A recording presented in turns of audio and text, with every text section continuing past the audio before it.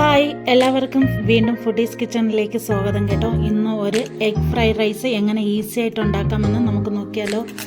അതിനാവശ്യമായിട്ട് വേണ്ടത് മുട്ടയാണ്. ഇവിടെ ഞാൻ 4 മുട്ട എടുത്തിട്ടുണ്ട്. എന്നിട്ടൊരു അടുപ്പത്തൊരു ചീനച്ചട്ടി വെച്ച് കൊടുത്തിട്ടുണ്ട്. ഇരുമ്പിൻ്റെയോ നോൺ സ്റ്റിക്കിൻ്റെ പാൻ വെച്ച് കൊടുത്തതിലേക്ക് നമുക്ക് കുറച്ച് ബട്ടർ അല്ലെങ്കിൽ എണ്ണ ചേർത്ത് കൊടുക്കാം. എന്നിട്ട് നമ്മൾ ഉപ്പ് ചേർത്ത് ബീറ്റ് ചെയ്ത് വെച്ചിരിക്കുന്ന മുട്ട കുറേശ്ശെ ഒഴിച്ചു കൊടുത്തിട്ട് ഇങ്ങനെ നമുക്ക് ചിക്കി എടുക്കാവുന്നതാണ്. ഒന്ന് പ്രത്യേകം ശ്രദ്ധിക്കണം, എപ്പോഴും നമ്മൾ ചിക്കി എടുക്കുന്ന പീസസ് വലുതായിരിക്കണം കേട്ടോ. തീരെ പൊടിയാകാൻ പാടുള്ളതല്ല. വീണ്ടും ബാക്കി വന്ന മുട്ട അതേപോലെ നമുക്ക് ചേർത്ത് ഇങ്ങനെ പീസസ് ആയിട്ട് എടുക്കാവുന്നതാണ്.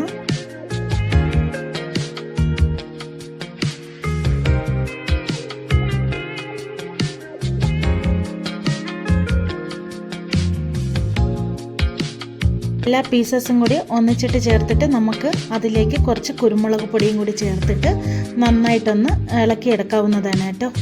ഇവിടെ മുട്ടയെല്ലാം റെഡി ആയിട്ടുണ്ട്. എന്നിട്ട് അതേ ചീനച്ചട്ടിയിൽ നമ്മൾ കുറച്ച് എണ്ണയോ ബട്ടറോ ചേർത്ത് കൊടുക്കുക. അതിലേക്ക് കുറച്ച് ഗാർലിക്ക് ചേർത്ത് കൊടുക്കാം. പിന്നിട്ട് ചെറുതായി മുറിച്ച് വെച്ചിരിക്കുന്ന സവാളയുടെ പകുതി ചേർത്ത് കൊടുക്കാം. പിന്നെ വേണ്ടത് ക്യാരറ്റും ബീൻസുമാണ്, അതും കൂടി ചേർത്ത് കൊടുക്കുന്നുണ്ട്.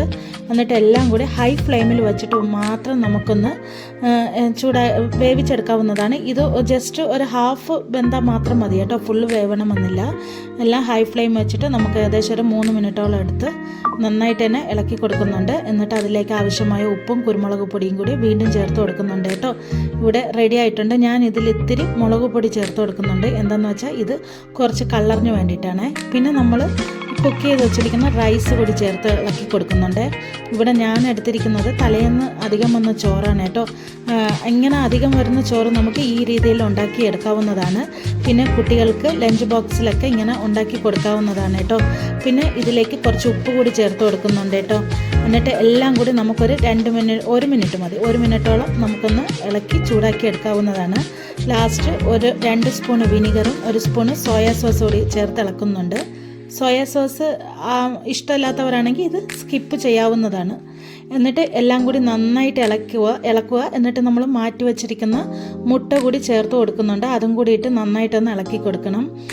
ഇപ്പോൾ ഇവിടെ ഏകദേശം ആയി കഴിഞ്ഞിട്ടുണ്ട്. ഈ സമയത്ത് നമുക്ക് കുറച്ച് മല്ലിയില കൂടി ഇട്ട് കൊടുക്കാവുന്നതാണ് കേട്ടോ. ചെറുതായി മുറിച്ച മല്ലിയില കൂടി ആഡ് ചെയ്യുന്നുണ്ട്. എന്നിട്ട് എല്ലാം നമുക്കൊരു ഏകദേശം ഒരു 2 മിനിറ്റോളം ഇളക്കിയിട്ടുണ്ട് കേട്ടോ. ഇനി നമുക്ക് വേണ്ടത് ഉള്ളിയുടെ ഇലയാണ്, സ്പ്രിംഗ് ഒണിയനാണ്. അതുകൂടി ചേർത്ത് കൊടുക്കുന്നുണ്ട്.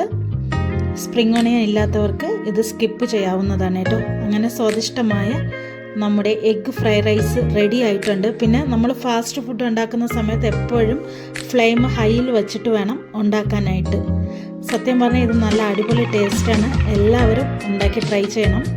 പിന്നെ നമ്മുടെ കുഞ്ഞുമക്കൾക്കൊക്കെ ഈസി ആയിട്ട് വീട്ടിൽ തന്നെ ഉണ്ടാക്കി കൊടുക്കാൻ പറ്റിയ ഒരു അടിപൊളി ഫാസ്റ്റ് ഫുഡ് ഐറ്റമാണ്.